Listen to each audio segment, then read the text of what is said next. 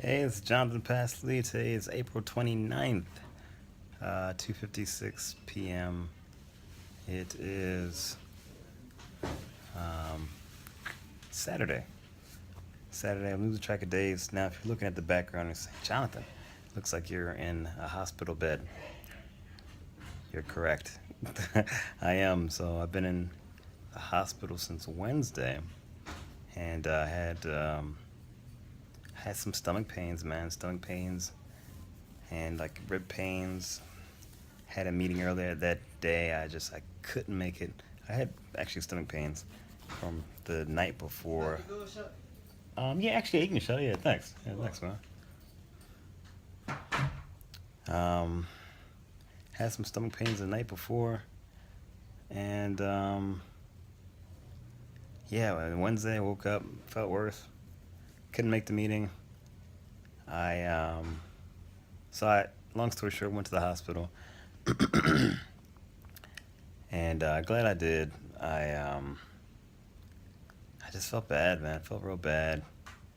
They checked me in, and doctors felt like my stomach. They said could be tumors. So some tumors growing. So on so on that day, Wednesday, of course, tons of tests, scans, blood drawn, CT scans. CT scans found that were two larger tumors on my liver. All right, and some small ones on my liver. So it's all been kind of secluded to the liver. Thank God it hasn't spread anywhere. Whereas in comparison, literally a year ago, I was in the same hospital around the same date, um, and I had a tumor burst on my stomach, and there were tumors on my liver. But this time it was just on my stomach. I mean, on my liver. Um, so, I've been here for the past couple of days, and on that Wednesday was it was challenging. The pain was bad. I just felt bad, just bad pain. Couldn't eat much without pain. Couldn't really walk or stand up without pain, and it was disheartening because over the past year, and I feel like I've been doing all the right things. I've been eating right and doing the Gerson's therapy and that strict diet and the ketogenic diet and cutting out all these chemicals and eating food right and doing all the right things, and from trusting God and praying, following His plan, and all these things. I feel like I've learned a lot, and I have. I've learned so much. I've grown so much as a person. I'm thankful for it all. And literally last week, had a another son. Wife gave birth. We were in the same hospital. I was here to witness my second son be born. So just amazing. There's just been some great things happening. I've been more open with my story. I shared this YouTube channel with friends on Facebook, and it's been inspiring and motivating to some.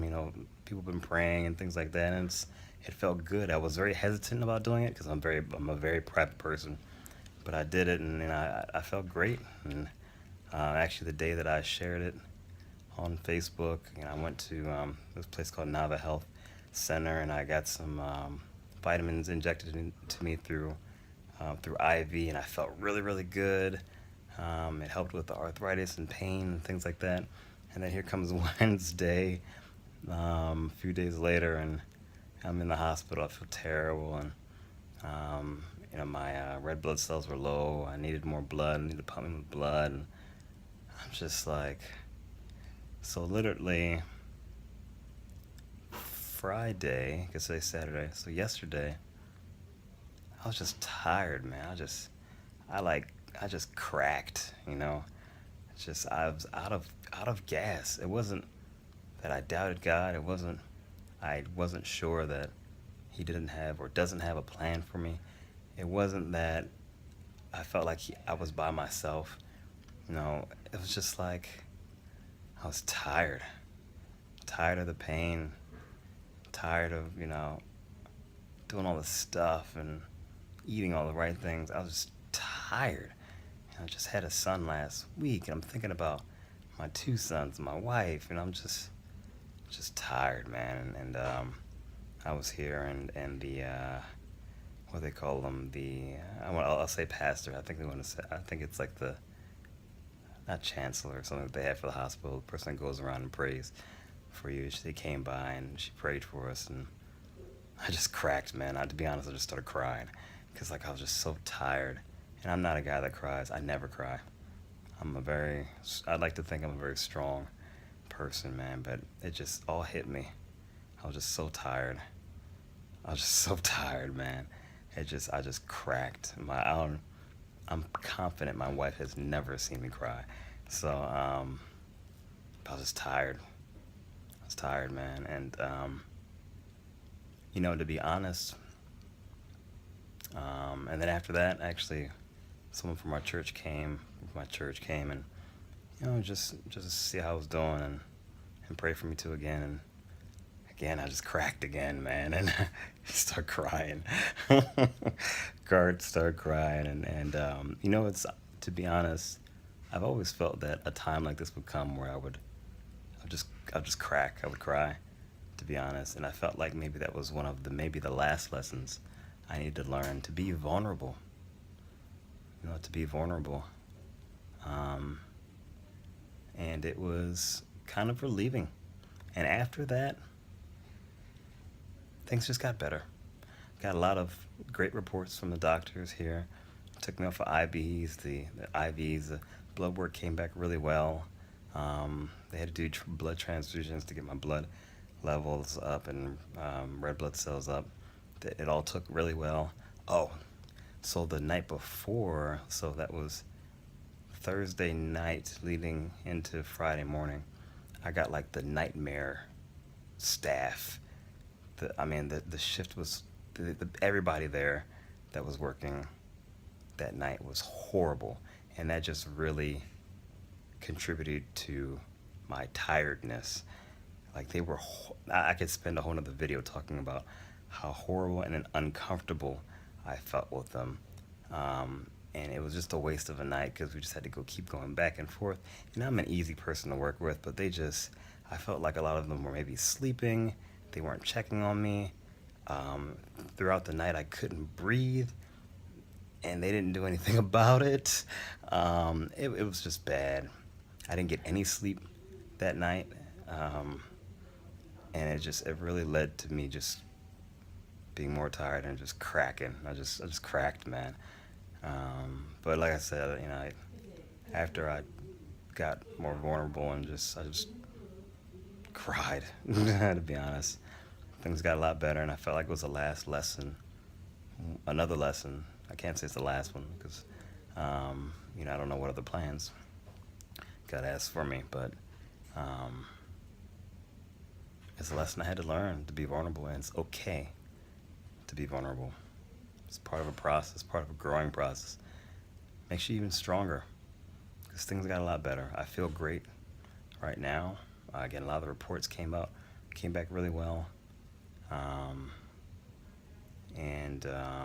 I'm going to end up taking Gleevec, which is a chemo pill.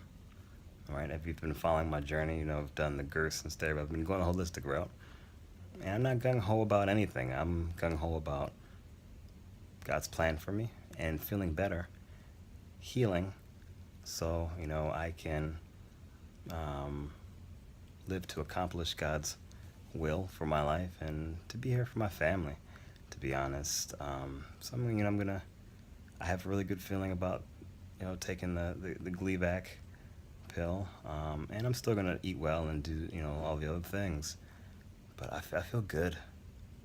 I feel good about things, and I feel a lot better about things and the direction we're going.